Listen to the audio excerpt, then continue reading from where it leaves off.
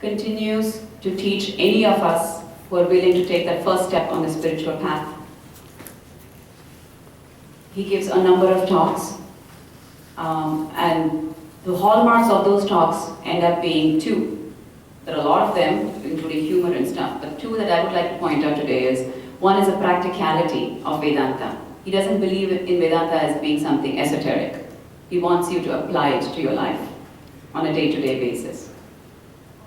The second aspect is, he is convinced by what he says. He says he follows what Gurudev, Param Pujya, Swami Chinmaya once said, which is that I am my first student. So just because someone has said something, he doesn't want to believe it. He questions again, and once he's convinced, he imparts that to the rest of us. So it's a very scientific approach, and so when he says something, you really want to believe it. Swamiji has also written a number of books,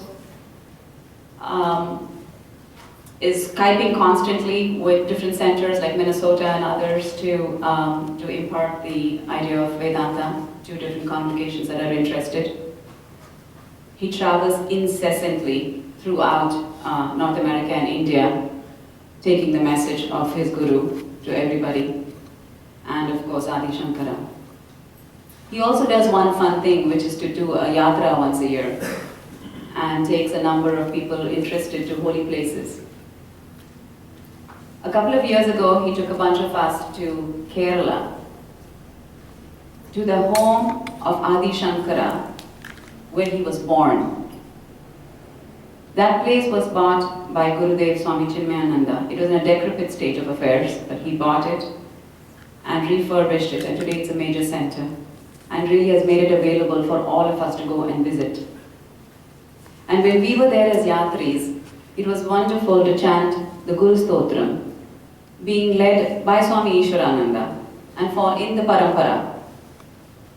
So it was just a tradition that seemed to, the lineage seemed to continue. And it was a pretty surreal as well as an emotional experience for many of us. As far as Chinmaya Mission itself is concerned, I'd like to say a few words for those of you who may not be completely familiar. We have a wonderful center in Tustin called Rameshwaram. We have a number of programs there, one even for the little ones, from pre-kindergarten, the Bal Vihar, the youth, seniors, everybody. There's a program for every age group. So really between 2 and 80, everybody there is welcome. Also we have regular yoga, dance, music classes, and I think last month we even started a badminton program. So welcome and join us at any time over there. All of them have been instituted by Swami Ishwarananda with his guidance, who somehow manages to pack 48 hours in 24 and has all the volunteers gasping behind him. But I welcome Swami Ishwarananda to speak to us about Adi Shankara.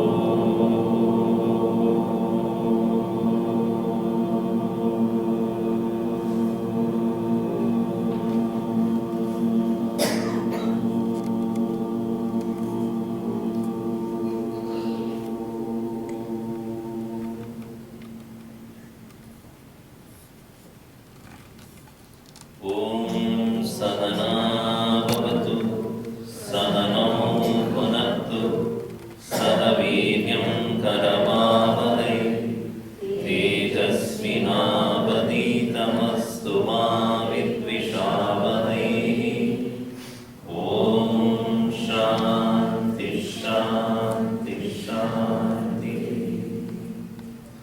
Sadashiva Samarambam Shankaracharya Madhyamam Asmadacharya Paryantam Vande Guru Paramparam Shruti Smriti Purananam Alayam Karunalayam Namami Bhagavad Pada Shankaram Loka Shankaram Shankaram Shankaracharyam Keshavam Badarayanam Sutrabhashya Kritau Vande Bhagavantau Punah Punah Samasta Jana Kalyani Niratam Karunamayam Namami Chinmayam Devam Sadgurum Brahma Vindam.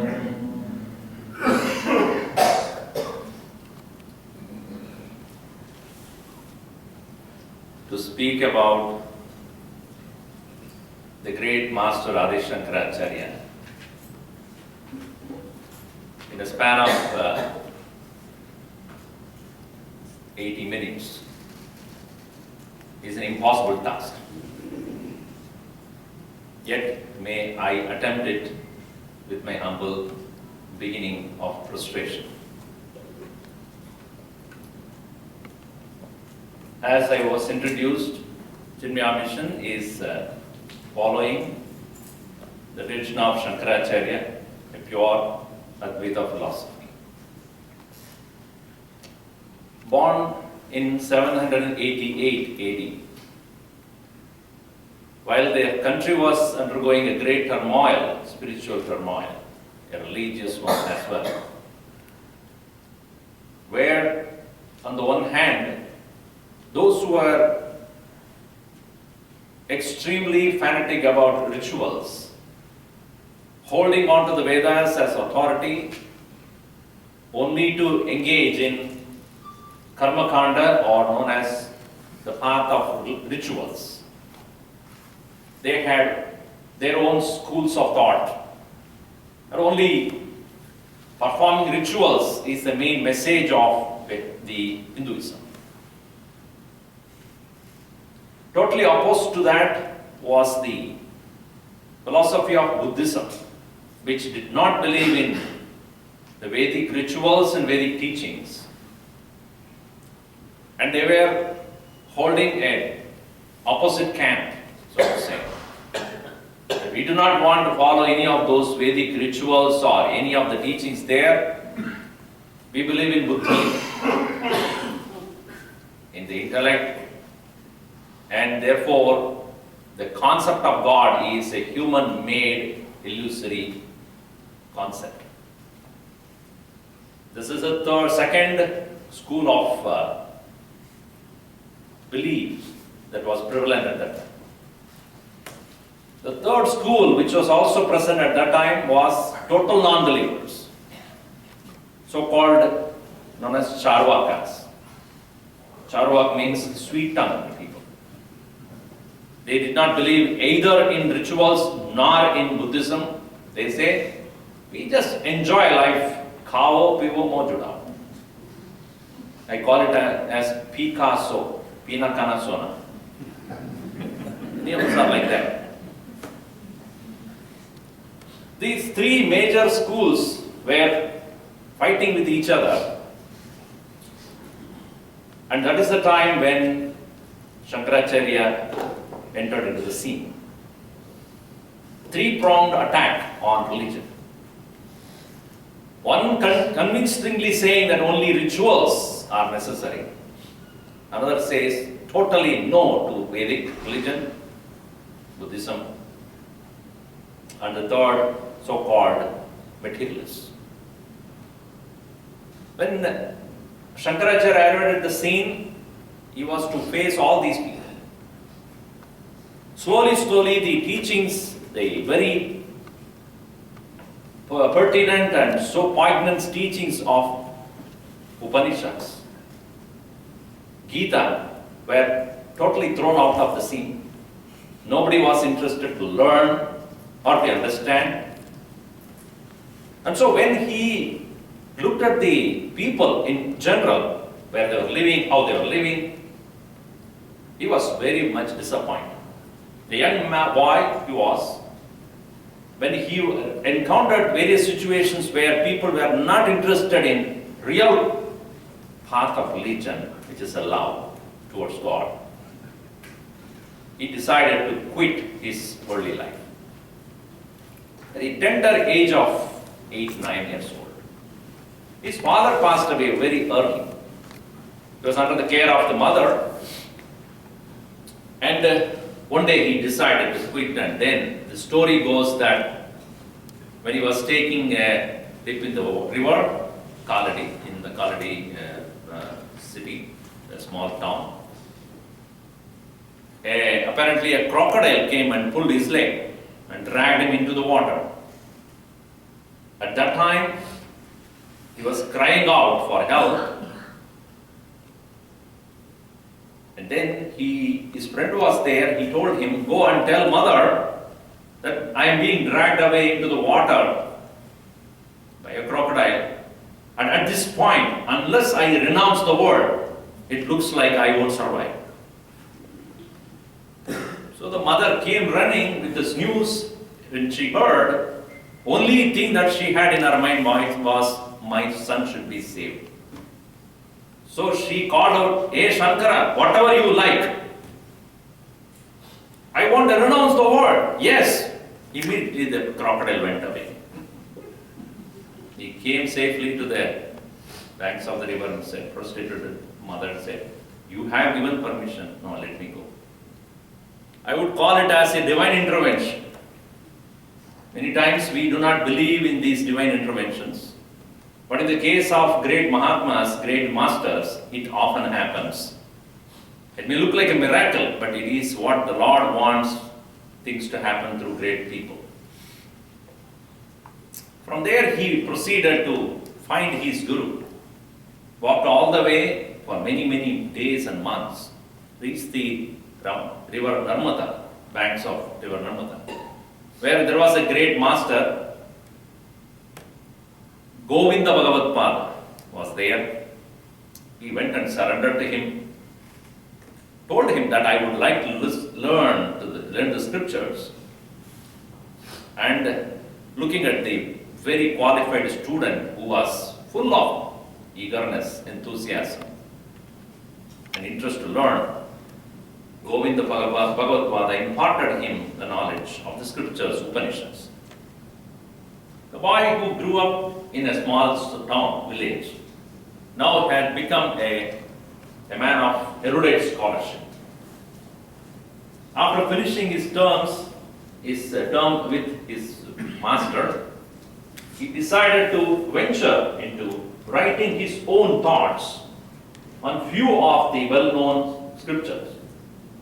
That is a test of his understanding. So his master told him, okay, I would like you to comment upon the 1,000 names of Lord Vishnu, Vishnu Sahasranam. That was his first commentary. To his guru's very great surprise, he wrote many pages for one single word, Vishwam. That's the first name for Vishnu in 1,000 names of Lord Vishnu Sahasranam. The entire scholarly understanding of Shankaracharya came into this man.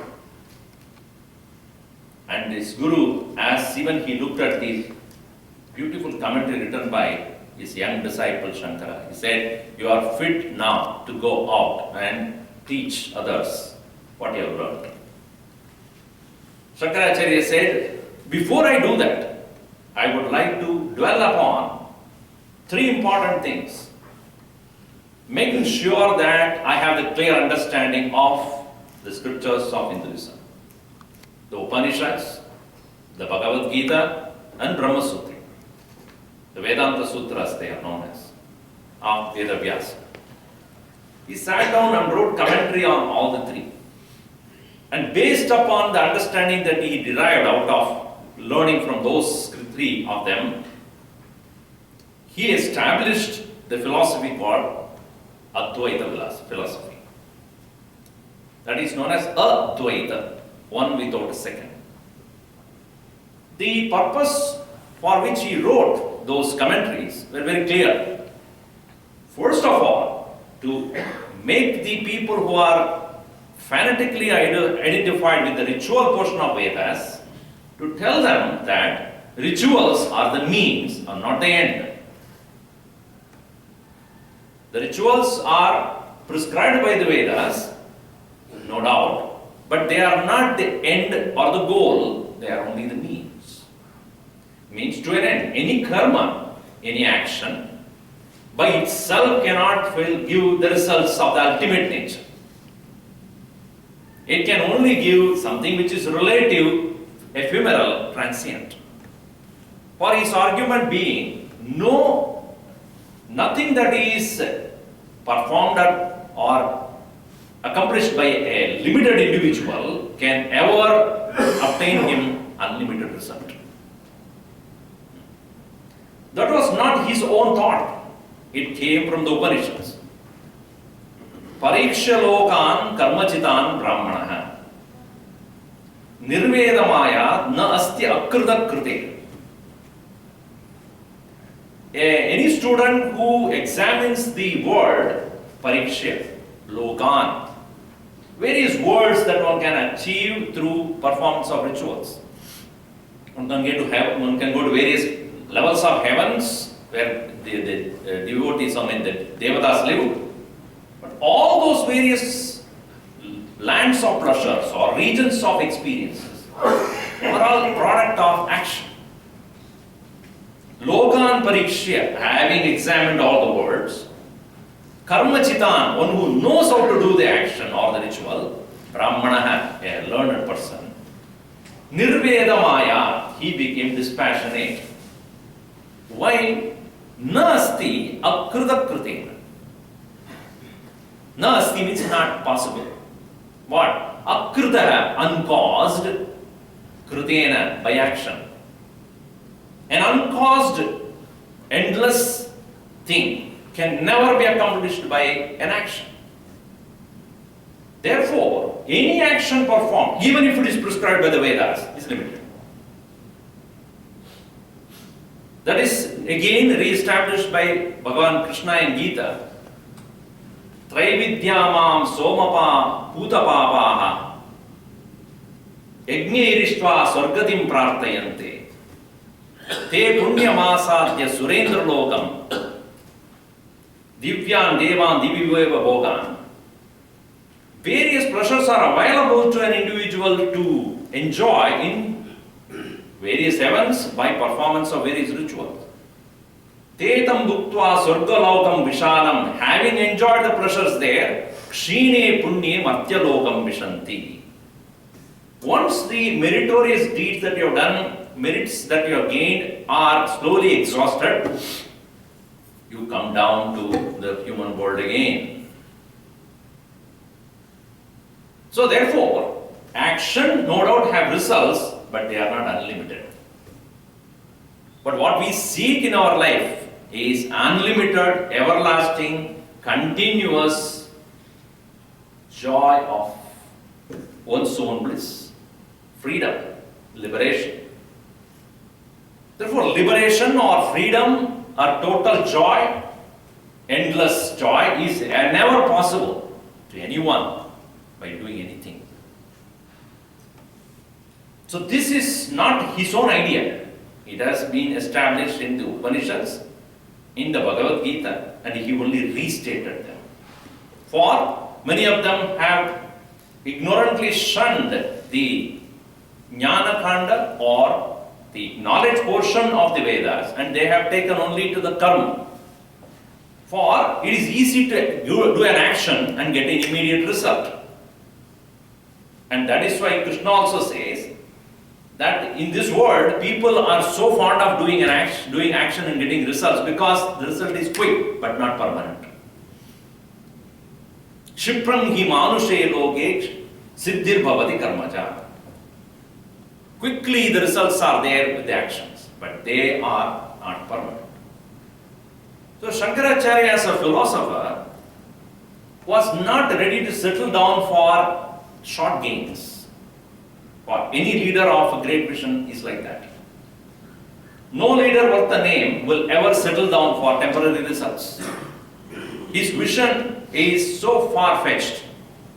Some of them, even in the world of business, we have seen. Some of the great visionaries in world of business also, we have seen them planning for their company for 200 years, 300 years. They are not ready for short successes. As a philosopher, therefore, he uncompromisingly said, if you are living in this world purposefully, you must look for the highest. Don't settle for anything lower than that. So as a philosopher, he wanted to pursue the truth. What is the ultimate truth? What is that which he ultimately wants? Facing Buddhism is another big challenge for him. For they said that if at all there is God, if at all there is something that the highest, when you say Brahman, is it experienceable? Is it perceivable? It can be seen? Well, what cannot be seen, what cannot be experienced ever? How can you believe it? How can you ever say that it is there? And therefore, all that we see here are only illusion. Nothing is really having intrinsic reality, including God. That means this world that we are living is merely an emptiness, shunya. That is their argument. Shankaracharya had to face this logic of Buddhism as well. On the one hand, people are very karma-oriented, ritualists, and they were also met by Shankaracharya, and he met with them with the argument that you are engaging in action all right, but that is not ultimate. That's temporary. It means to an end.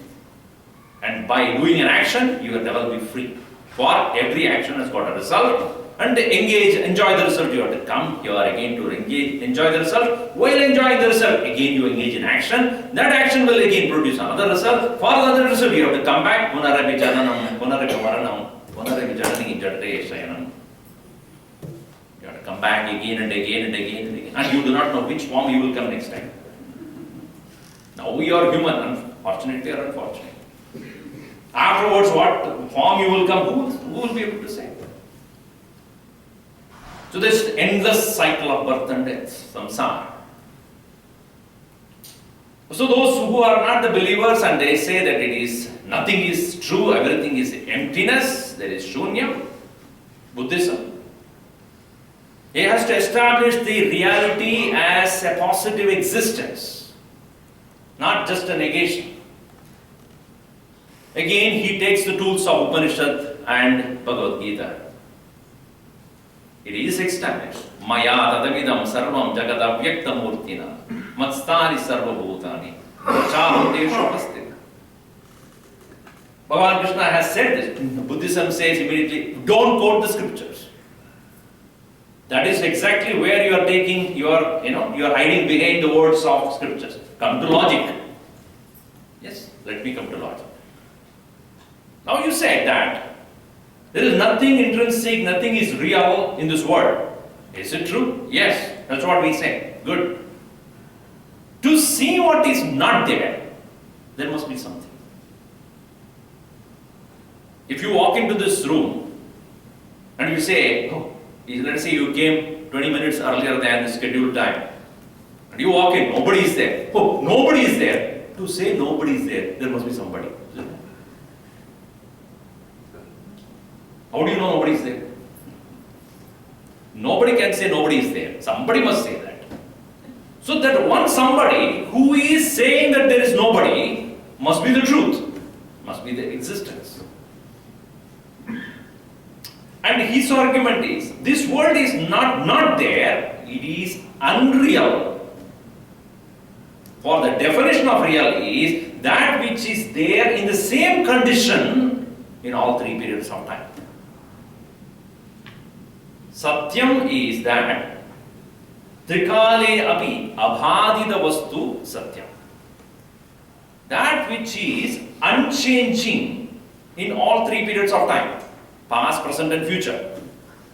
This world is not there, it is not there in the same condition at all times.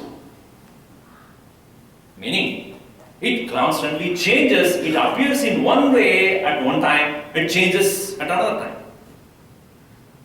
So intrinsic reality is not there, but relative reality is there.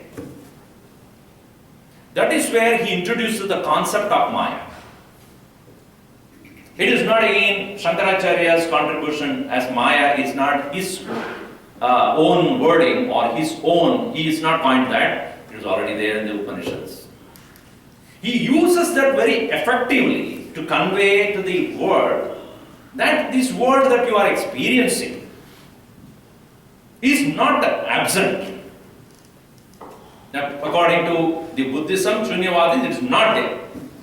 And at the same time, he uses the same tool to explain to the materialists that what you say as the world which you want to experience is temporary.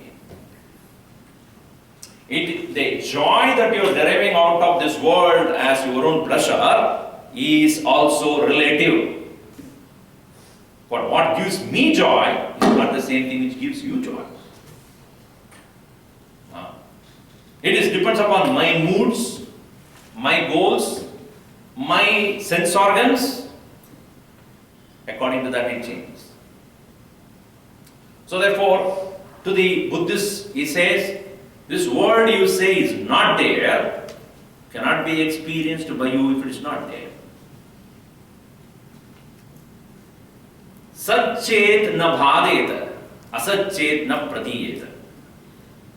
If it is true, it never goes away. If it is not true, you will never be experienced.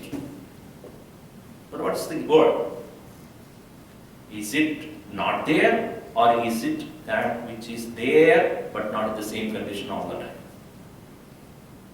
If it is true, it has an absolute reality, it will never be disappearing.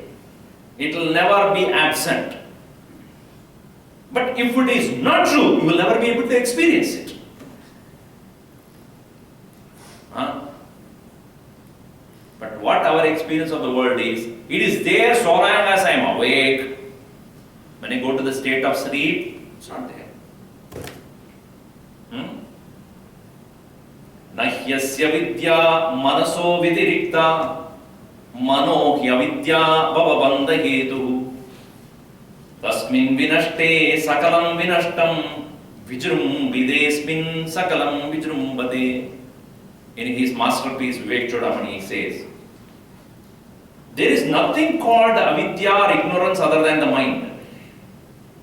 Why I say that is, when the mind is awake, I experience the world. When the mind is not there, I don't experience the world.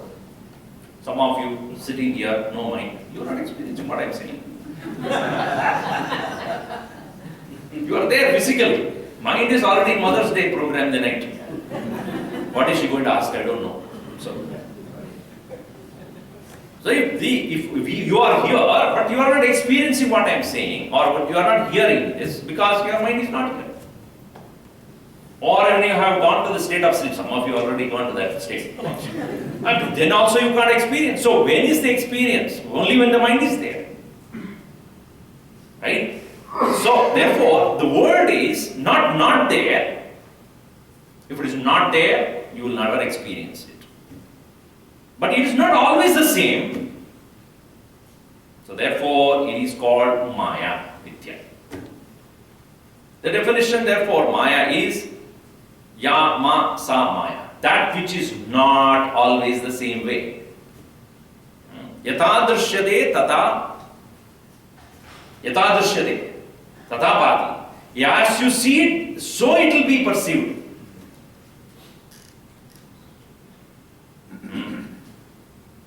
Not the way as it is can never be seen. The best example that can be given is, you take a stick, put it in the water, half of it on the top, half of it below. What do you see? as though it is bent. Why? Is it bent? It's not bent. But in the water, you see it is bent. How? Why? Is it that the stick has become bent? No. It is optical illusion. Just like when you are sitting in a train, and it happens in India, when you are sitting, the next train comes next and stands next to you, and you are watching over the window, through the window. And then, when slowly that train starts moving, what happens? You will think, is it this moving or that moving? Have you not experienced that? On your drive to Las Vegas, in a straight road, then you will find suddenly the trees are having a reflection on the surface of the road. They are getting reflected. The huge tree, palm trees, you see reflected on the road. How can there be? There must be some water, because only water can reflect that. You go near, there is nothing called water there. It's mirage. Because of the heat of the land, there is an optical illusion that there is water, but there is no water. And further you go into the Las Vegas city, you will really see a mirage. One of the casinos. It's an optical illusion. You see outside, as you even now from here itself, you see, as you open those curtains or shades, you see the blue sky. Is it a blue sky at all? Is there a blueness in the sky? There's no blueness in the sky. It's emptiness there. But you see blue. Why? It's a limitation of your eyes.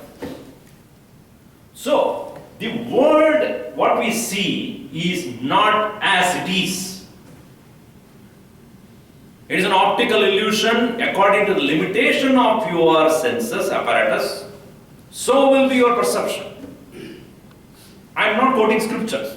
Krishna, here Shankaracharya says, I am not going to the scripture. Let us take logic. Is it not true? What you see is not what is there. You see sunrise and sunset. Is it there really? Does the sun ever rises? Does the sun ever set? But don't we say, oh, sunrise has taken place. We often say that and then prostrate to the sun. Oh, sunrise, Surya Namaskar. Sun is always there, never rises. But is it not true that we see it every day? Not every day you see it, but you don't wake up probably that day. Sunsets and sunrise are illusion again. Do you see yourself moving now? Is it not, this earth is moving so fast in its own axis and around the sun? Do you feel it? Of course, sometimes it shakes, then you will know. Yes, it is moving, especially in California. So, what we experience through the sense apparatus, through the limited equipments that we have got, sense organs, mind and intellect, all of them are limited. With that, when we see the world, what we see is not what is there. And according to my sense organs, I see the world. According to your sense organs, you will see the world. And therefore, there cannot be anything called absolute through the sense organs. What I like as sweet, you may not say they did not even sweet at all. There is no sugar at all. Especially Gujarat. And the spice that they put in the Telugu food, Andhra food, I cannot stand it. And they say, oh, it's nothing. It's again according to your senses. So, the world that we perceive outside is not what is really there. And therefore, Shankaracharya's argument of Maya is to establish this point to the Buddhist one, that what you say as shunyam, it is not emptiness. If it is so, you and I will not be here. I will not be there to talk to you. I am a relative reality and you are also a relative reality at this point. We are Vyavaharika Satta, it's called. Transactional reality. Vyavaharika means that which is coming into transaction, with interaction with each other. And to the materialist again, they say that your experience of joy and pleasure, no doubt derived out of sense experiences, objects in this world, again, the experience that of joy from any object that you experience is decided by your sense organs. If my mind has received a news that one of my relatives is in a great tragedy, even if you give me the most desirable object in front of me, I will not be able to experience it. Why? It's no more a joyful object, because my mind is disturbed. So to the materialist's view, he says, your world that you think is an object of joy, not at all. So this three-pronged attack, which he encountered, he successfully proved to them that the Upanishads speak of the highest reality, which alone could be the one absolute truth. And the world that you are seeing outside is also the expression of the same. Again, using logic, you would say, if there is the world outside of trees and the plants and the animals and the mountains and rivers and sun and the moon and stars and whatnot, the planets and all the cosmos, cannot be there without an intelligence. Or even making this table, there was an intelligence. This table or the podium cannot be made without an intelligent intervention. The wood of different pieces are put together, thought about very well, and what are the things that are required to be a podium, and then it was designed very well for that purpose. Isn't it? Even though it is just a wood, its cost of this particular podium, the material cost, upadana karana it's called, is wood. But there is an intelligent person who has designed it and made it possible. It's called nimittakara. The efficient cause is an individual intelligence and a skill. So if this simple thing called a podium can be having a upadana karana or a material cause and also a nimitta karana, a efficient cause, look at the world. Trees and the plants. Why go so far? Look at your own body. Is it not an intelligent creation? I mean, you may be stupid, but the body is intelligent creation. This body is, what are the things that are going inside? You have no idea. None of us. Even as a doctor who has done an anatomy class and opened up all of the things, he wonders how this design is done. Huh?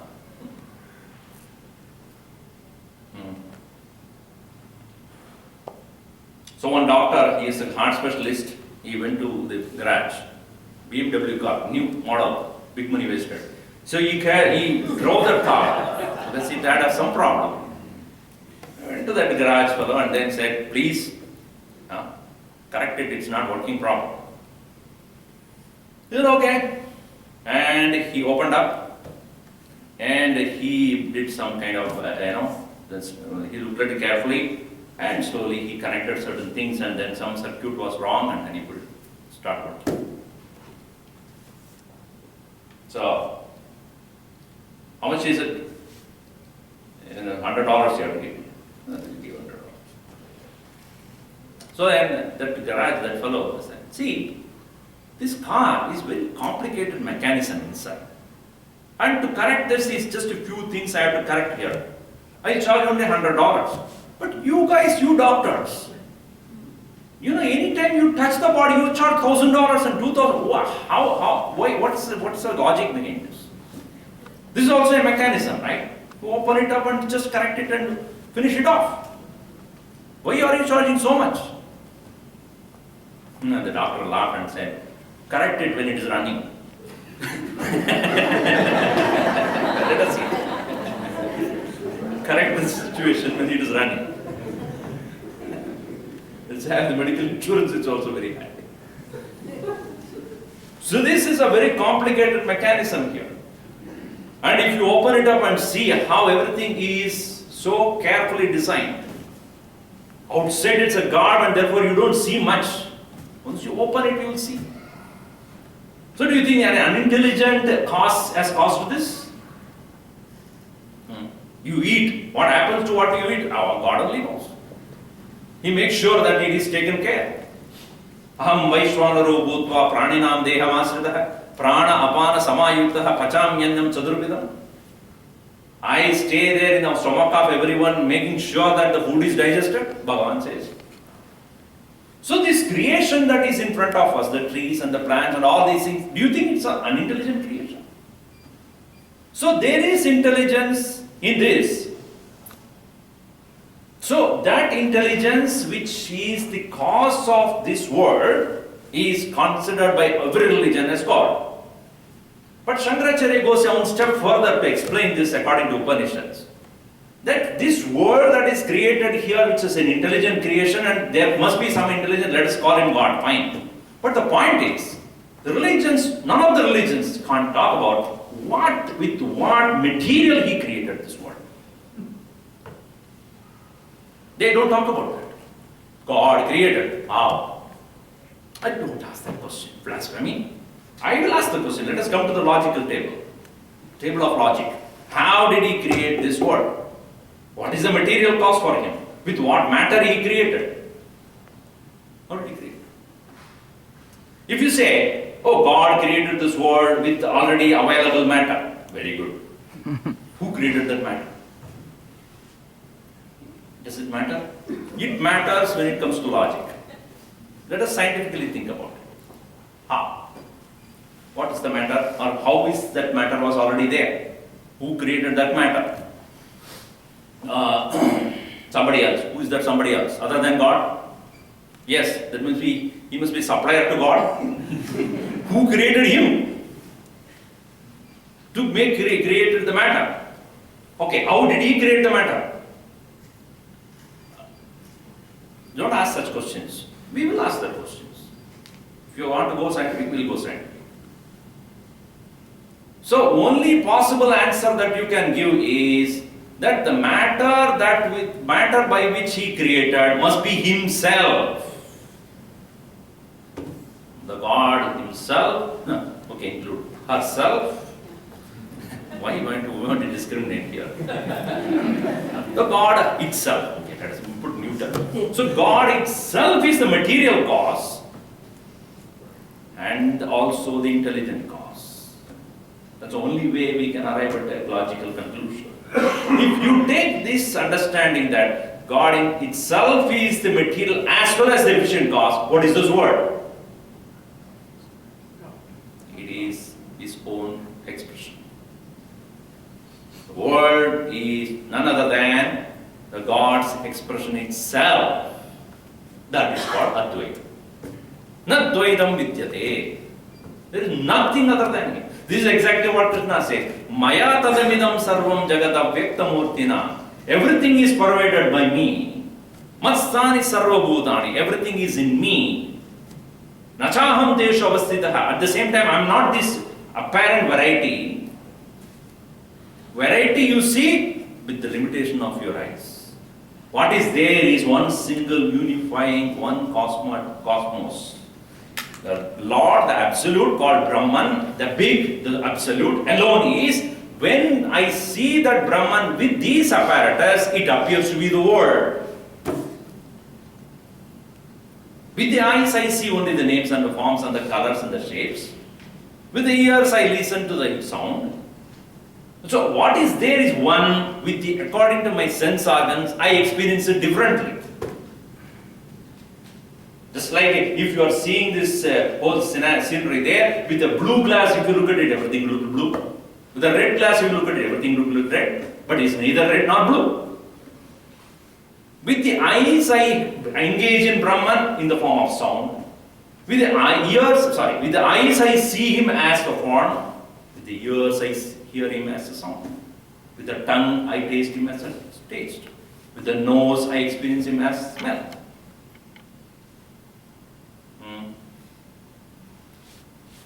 That is why Krishna says again, I am the taste in the water.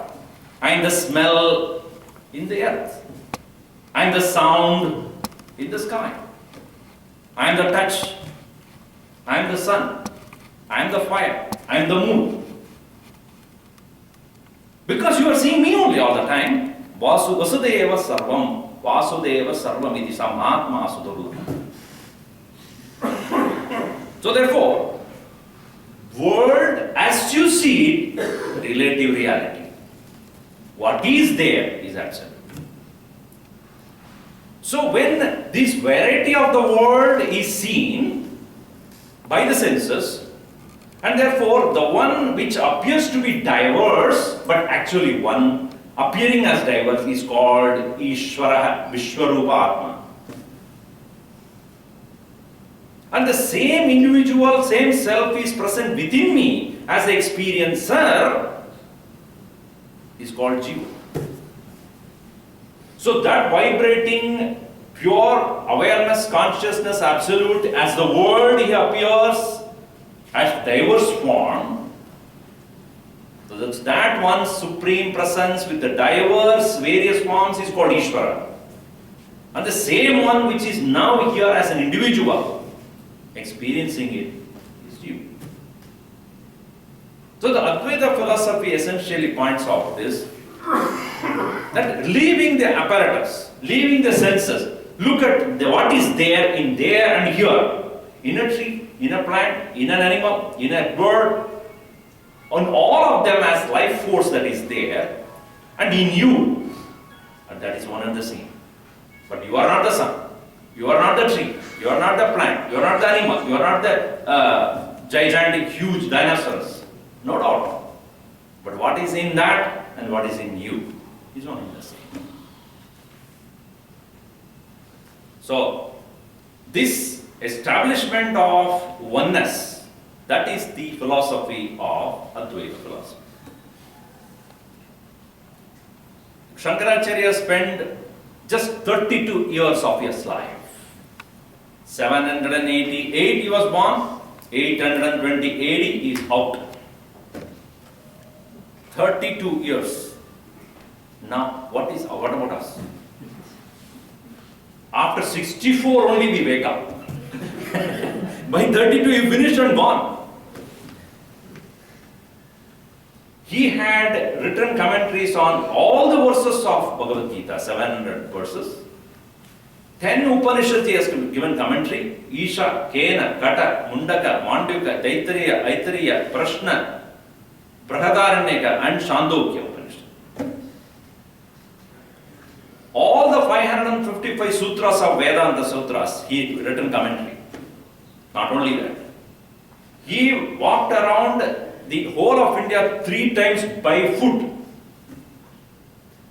Met with all the scholars of his times, Buddhist scholars, the Vedic scholars who are ritualists and materialists. Established the fact that it is Advaita Vedanta, that is the absolute truth, established in the Upanishads. The philosophy of Hinduism. Created 4 mutts in 4 corners of the country. One in Puri, in the eastern side, Jyotirmath on the northern side, Dwaraka in the west in Gujarat, and Sringeri all the way down in Karnataka. Made sure that 4 different Vedas are given to them to establish the teachings of those Vedas. Revived many of the temples which were in a dilapidated condition. He made sure that everyone is revived, established the consecration, consecrated the temples, a tradition he established, the way of worship he established.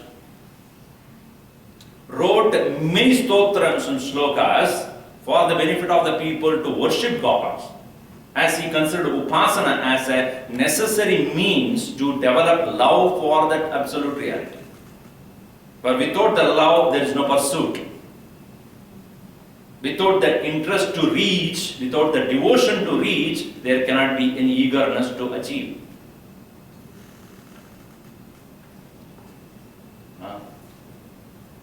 Within 32 years. Within 32 years means again, first 16 years he was only learning. Only in 16 years. And even today, Western scholars and philosophers wonder what kind of a mind it was. What kind of intelligence it was. So that is why in India we consider Shankaracharya as the incarnation of Lord Shiva himself. He created the parampara of gurus. Until his time, there was no systematic training. When Shankaracharya established the tradition, he said that there must be a systematic training and this qualified students should be there for the pursuit of truth. And he never compromised on the fact that every philosopher must fall in love with what he pursues. He cannot hide behind the words. And that's why he says people who hide behind the words and hide behind some kind of an external mere superficiality, Gudara nimittam bahukrudavesha. Just make it as a profession. So the Guru Parampara system called GPS is also established by Shankaracharya. So GPS was first discovered by him. He created that system and he said qualification of the student. First qualification is undaunting intelligence, questioning intelligence called Atma Anatma Vastu Vivek. Ability to clearly see this is real and this is not real. And this is truth, this is not the truth. This is permanent and this is temporary. And I am not ready to settle down what is not real. I am not going to pursue what is not real and what is temporary and what is merely a myth. So, first is clarity in thinking, Viveka. Second is ability to let go of what you know as impermanent, what is unreal, that's called Vairagya. And also quietening the mind, the senses and withdrawal of the mind and senses in externalities, having absolute faith in the teaching and the teacher and the God and the absolute reality, keeping the mind in the condition of samadhana, ability to bear the various vicissitudes of life which are in the form of joy and sorrow, pleasure and pain, etc. Tiksha, these qualities, and last but not the least, intense desire to be free. Mumukshutva. So, for that sake he wrote Tattva to give the basic